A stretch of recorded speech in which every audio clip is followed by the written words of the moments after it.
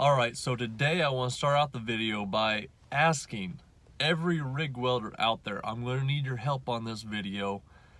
Please say something in the comments if you disagree or you know something otherwise than what I talk about. I'm just going to talk out of my very limited experience.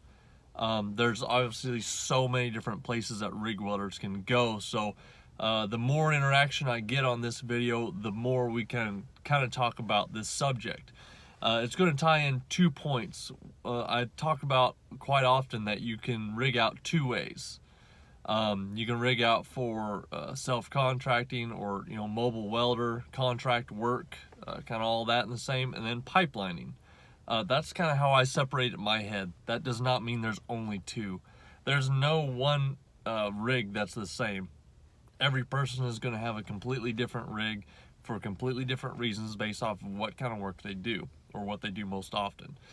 And the other point that's going to kind of tie all into the video is I've been asked why I don't have an air compressor on my truck. That ties into that same point. So I want to make this subject all one video and really want this to be interactive and hopefully get more help, because most of the experience I have has been mobile welder here in Arkansas, running my own thing. So I've gotten experience working on mills for the most part, mills and doing repair work on farm equipment. That's steel mills and lumber mills. So that's been a new experience for me actually since I started my business. Most of my experiences for the past 8-9 years has been in Alaska, and things are run completely different up there than I understand they are down here in the lower 48. So the point being is, when you rig out a truck, you're only going to need the tools that you need specifically for the work that you're going to take on. So my truck, I don't actually need an air compressor, so I don't really see it as a pro or a con for having one. For me, it was really a con because it's really kind of clunky, large, and I got to tow it around on the bed of my truck, and I use it so rarely. And the times that I do need to, I just scarf it with oxyacetylene. Rather than using an air arc. Obviously an air arc is a much faster, and I guess a plasma arc is even faster.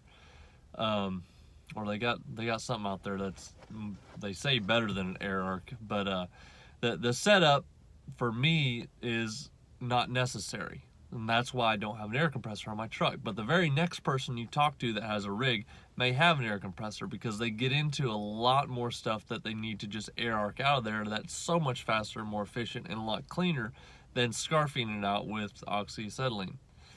So that's kind of hitting that point right there, is the benefits of it. And then that goes into you only need the tools on the truck for the specific field you're working in. And I'll talk out of my experience in Alaska. In Alaska, where I've pipelined, that's the only place I've pipelined. I've not pipelined in the lower 48. In Alaska, you don't need that many tools to rig out pipelining.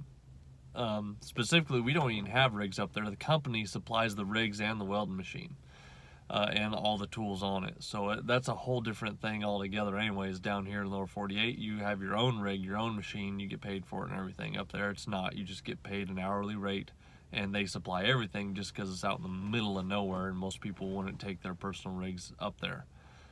So you don't need that many tools when you're pipelining, because all you're mostly doing is probably a little bit of fab, but mostly just hooking up on a joint and welding it. And then you got some tie-ins and such. But so in Alaska, the way it's broke down is we have fitters. Pipe fitters are the foremen that run tie-ins. So they're the tie-in foremen or fitters. I had heard that operators are the tie-in foremen down here. I'm not sure if that's true or not, but up there it's fitters.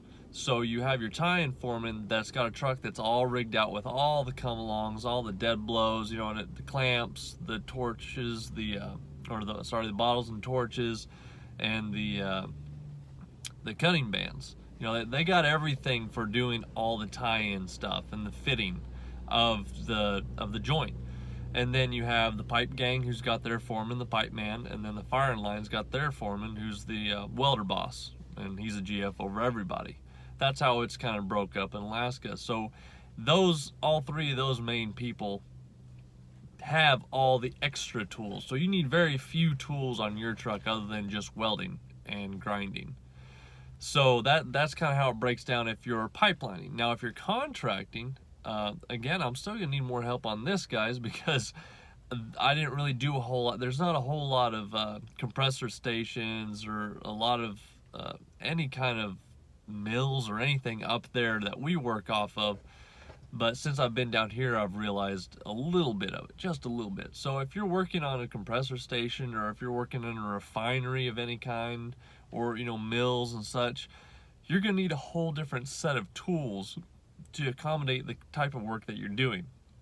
So each truck's gonna be rigged out differently based off of what you have the most work for. If you are specifically only doing repair work, there's a guy on Instagram, IC Welds or IC Welding or something like that I follow, and he's got a boom on his truck. I mean, he's got an actual crane arm on his truck, and that's all he does. He is set up. He's got massive toolboxes and stuff. Great setup, because all he does, from what I can see, is heavy equipment repair, and he gets into all of it. I don't need something like that, but for him, he does. So that's kind of the point in why I say trucks are rigged out differently, or two different ways, because you don't want a whole bunch of toolboxes and a whole bunch of extra tools if you're going pipelining. You need just the bare minimum. But if you're getting into repair, you need a whole lot of different kind of stuff. And then when you're getting into refinery work and compressor stations and mills and stuff like that, you have a whole other set of tools that you will need, and or possibly need more toolboxes and such. So that's kind of where it all ties in real nice and neat, hopefully. Like I said, I'm not the end all on this at all. I know there's so many more people out there that have so much more experience, and I'm really hoping that there's a bunch of rig welders that are watching this video, because if you are, please throw it down in the comments what kind of work you do, what kind of industry you're in, and just a brief overview of kind of what your truck looks like. I've got bottles, and I've got a welding machine, and I've got jacks, and just very minimal fabrication tools, squares and such like that. But let me know if what you guys have, you got an air compressor. If you don't have an air compressor, why you need it the most, or if there's things that you use that might be even better than air arcing that I don't know about. Just throw it on there. And specifically, if you're a pipeliner, please go ahead and correct me on probably all the things that I said wrong, on specifically what kind of tools you need and why you rig out a certain way for pipeline, because I know it's probably a lot different down here in lower 48. So I hope you guys enjoyed this video.